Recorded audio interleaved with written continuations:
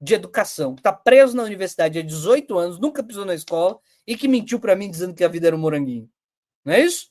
Quantos agora que passaram pela licenciatura não ouvem o que eu estou dizendo e falam assim, de fato, aquela aula que eu peguei lá na Faculdade de Educação, junto com 300 alunos de outros cursos, todo mundo ali conversando na maior inocência. E quando eu chegar lá, eu vou fazer isso, e eu vou fazer assado, e a gente vai sentar no círculo, e a gente vai fazer neurociência, e a gente vai montar robôs, e a gente vai sair voando no avião, e não sei o quê. E aí a gente tá olhando e tá falando assim, a vida não vai ser esse moranguinho. Não vai ser. Aí você prepara esses meninos assim. Vocês preparam esses meninos assim. Não tem, Tarcísio? Não tem isso? Não tem roda do moranguinho? Não tem roda do moranguinho? A vida vai ser um morango do caralho. Aí você prepara os garotos assim. Aí ele entra na sala de aula no dia 5. Demora mais ou menos uma semana, tá? Demora mais ou menos uma semana. Aí ele entra na sala de aula, aí, alunos, a gente vai sentar assim? A gente vai fazer assado? Aí o aluno fala, foda-se, vou jogar Free Fire, seu débil mental, não ligo, não tô nem aí pro que você tá fazendo aí, cale esta porra dessa boca, eu fale o que você quiser, eu vou jogar o meu Free Fire. Não é isso? Aí, na outra semana, oh meu Deus, sou professor e tô deprimido, tô deprimido, Luiz. Eu achei que eu ia chegar aqui, ia ser um moranguinho lá na faculdade de educação. E o Demerval Saviani, ele fala, a vida não é um morango, tá certo? A vida não é uma porra de um morango, não é isso? Não é isso? Não é isso? O cara sai da faculdade, vida do moranguinho, meus aluninhos, não sei o quê, e você percebe que a vida não é um morango em uma semana, né? Não é exatamente isso. Não é exatamente isso. Pois bem, Demerval Saviani está preparado para isso, certo? É uma pessoa que entende o mundo real de verdade. Não é aquele porra daquele professor que está preso na universidade há 18 anos, nunca pisou na escola. Aí, veja só. Então, veja, como a vida não é um moranguinho, a vida não é um moranguinho. A vida não é um moranguinho. É que eu não estou zoando deprimido, não. Veja, presta atenção.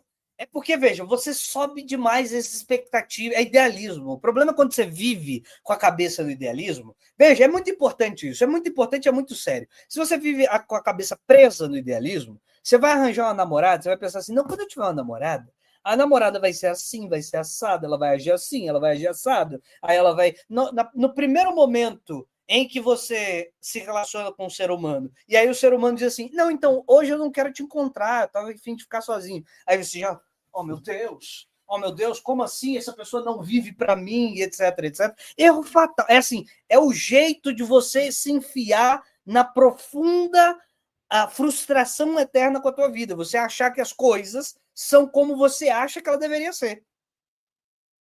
E a faculdade de educação faz isso, né? E a faculdade de educação faz isso. Cria seres de luz iluminados, perfeitos, etc, etc. Na hora que você pisar na sala de aula, uma semana depois você está em depressão. Você está achando que a culpa é sua. Porque, sei lá, no moranguinho da universidade não era um moranguinho? Não era um moranguinho? Mas não é um moranguinho, né? Mas se na faculdade o pessoal ficava falando como era moranguinho, que ia ser moranguinho, você começa a achar o quê? A culpa é sua, né? Você chegou lá e não era moranguinho, é porque você não é capacitado para isso. É porque você não consegue lidar com as pessoas. É porque. Não é você. É porque te venderam moranguinho. E a vida não é moranguinho. Bom, sabendo que a vida não é moranguinho, não é uma torta de. Não é uma torta de. Não é uma torta de chocolate. Vida não é torta de chocolate. Então, sabendo que vida não é torta de chocolate, quando você chegar na escola, você vai ter muitas frustrações. Só que se você tiver com as expectativas alinhadas, você souber que tem os problemas, os seres humanos são limitados, tem motivos, você tem que começar a entender os motivos múltiplos, que eles são múltiplos, das pessoas não quererem se interessar, e etc e tal, e você tentar aprender com o mundo real, com as pessoas reais de carne e osso, e não a vida do bolo de chocolate, que te apresenta da faculdade, aí você vai perceber que uma das funções da escola é sim disciplina. E você vai perceber que a dificuldade maior que tem na escola é a ausência de disciplina. Por quê? Porque lá na faculdade de educação estava ensinando que o professor bom não é aquele que disciplina, porque disciplina é autoridade, autoridade é do mal, e etc. E você vai escalando na loucura pós-moderna, biruleibe, porque tudo é poder. E aí o professor é um cara do poder, aí se você diz assim, ó, aluno, por favor, não use o celular, aluno, por favor, não use o celular, é uma instituição de poder, e não sei o que, você fica, puta que pariu, é isso, né? Tudo é um poderzão, né? Poder é do mal, e etc e tal. E aí você, e aí na cultura dos alunos, né? Na cultura dos alunos, não se tem a ideia de que, não, olha só, tem momento certo. Tem momento do joguinho, tem momento de trocar ideia, tem momento de fazer o exercício, tem momento de zoar, tem momento de zoar. Na própria sala de aula vai ter momento de você tirar uma zoeira ali com o professor, rir da cara dele, falar que eu tô careca, falar que eu sou baixinho, etc e tal, né? Tem esse momento, tem essa abertura, né?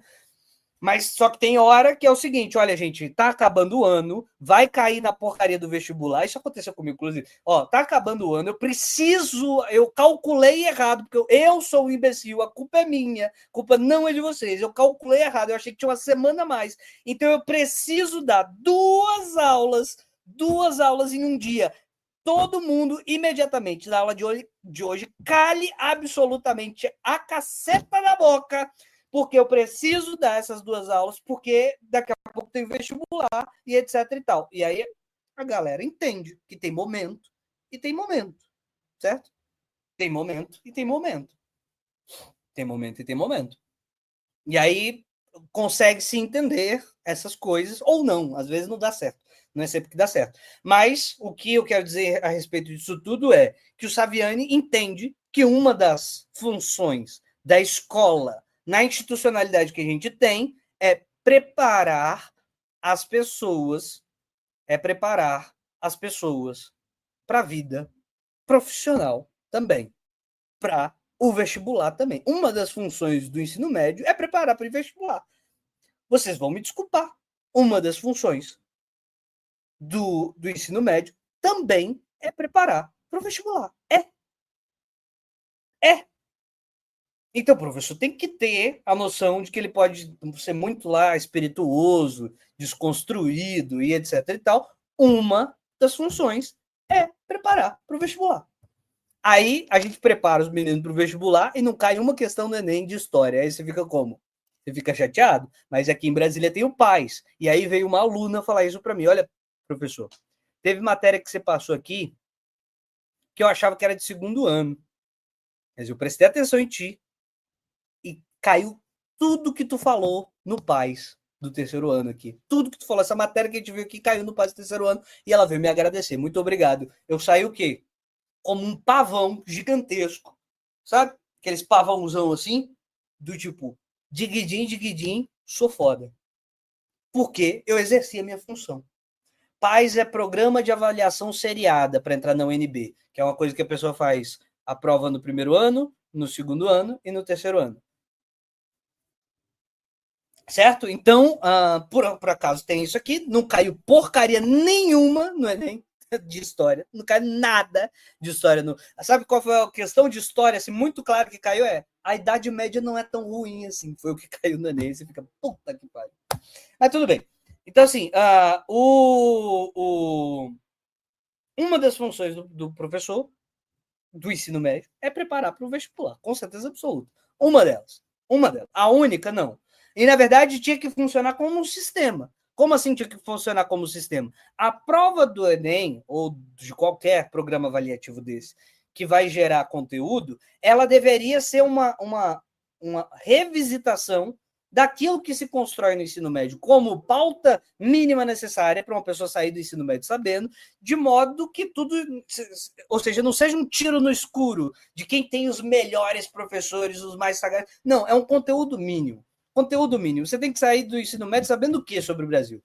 Tinha que ter um acordão da massa entre todo mundo do Brasil de, olha, a matéria que a gente tem que ter, desde o pessoal que produz livro didático, até o professor que vai inventar moda e vai fazer você ler fontes do original, sei lá que merda, ele tem que saber que, para além do que ele quiser fazer de diferenciado, tem um conteúdo mínimo que todos os professores do Brasil deveriam passar. Um conteúdo mínimo. E o que deveria ser cobrado na prova não é ficar inventando a roda em 300D, complicando as coisas. Não.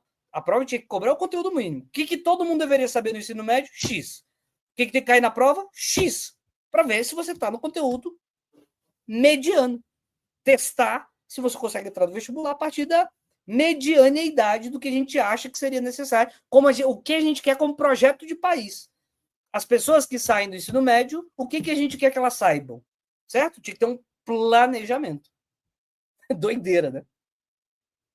Planejamento. O camarada tá perguntando, mas não já a BNCC? Então, só que a BNCC é um documento. Pergunta quantas pessoas que fizeram a licenciatura leram BNCC. BNCC não são 3 páginas não, viu, gente? BNCC não são 3 páginas.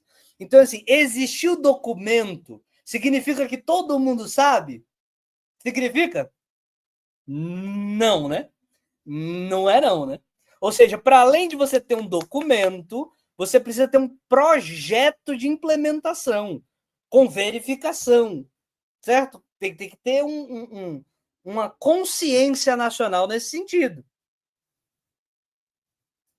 Até para que a gente possa revisitar o BNCC enquanto categoria. O ideal seria esse. Tem o BNCC que hoje é XYZ. Os professores de história que são servidores públicos no ensino médio, eles estão reunidos em uma associação para se encontrarem, sei lá, de 4 em 4 anos, para falar sobre. Não! Não é isso? E não! Entendeu? Não adianta só ter o documento. Tem que ser uma relação humana real de discussão sobre essas coisas. Não adianta dizer assim, olha, eu quero que você tenha habilidades X, como aparece no BNCC. Que a gente fala, que aí depois vira, quando a gente vai criar os nossos documentos oficiais, vira até desculpa. Onde é que eu acho a desculpa que eu tenho que dar para quando eu estiver falando disso? Aí, é o TN4X e etc e tal. Tem que ter um projeto de país mesmo, certo? Projeto de país mesmo, inclusive para revisitar os documentos oficiais. Saviani vai por aí. Saviani vai por aí. Entendeu? Saviani vai por aí. Por isso que eu, se eu pudesse, se eu quisesse, se meu dinheiro desse, Saviani era que era minha estátua aqui. Eu tinha uma estátua de Saviani aqui. Tinha uma estátua de Saviani. Porque Saviani tá vivo. É um pedagogo, ele é estudante dessas porcarias, ele tá vivo. Ele vai para o Congresso Nacional falar, gente, lá de ser burro, tem que ser assim, tem que ser assado. Então ele tem atividade política. Digamos que ele é como se fosse um Paulo Freire 2.0, talvez, não sei. Mas o cara tá vivo, entende? Não é só um estandarte no passado para a gente ler e falar, nossa, ele disse muitas coisas legais.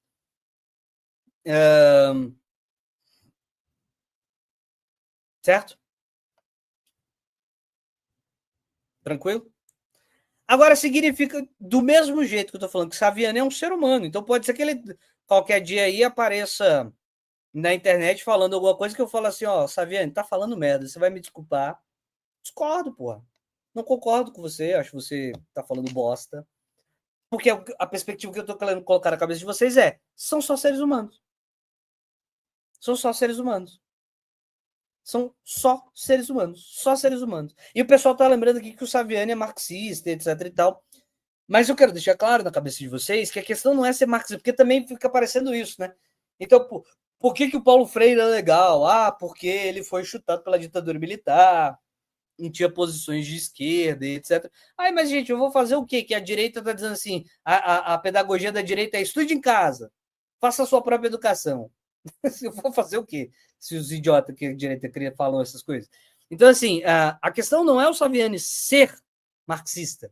A questão é que ele tem essas preocupações que eu estou dizendo que são preocupações concretas da vida real. Ou seja, é ou não é verdade? Se você vai perguntar para 100, você pergunte para 100 professores na prioridade dos problemas que eles têm, a prioridade dos problemas que ele tem entre as 5 primeiras não vai ser exatamente questão disciplinar. Vai. Aí depois vocês ficam tudo doido, que a direita fica se se desenhando de a disciplinadora, a que coloca todo mundo para marchar e coloca todo mundo para cantar o hino e não sei o quê, e a população gosta. Por que a população gosta? Não é porque a população, por algum motivo, é fã de hino, fã de bandeira, mas é porque a população sabe que tem, entre seus filhos, problema de disciplina. Então, não é importante reconhecer que todo mundo sabe que há um problema de disciplina no Brasil? A gente vai ficar fingindo que a gente não sabe que há um problema cultural de disciplina nas escolas do Brasil? A gente vai ficar fingindo que não sabe?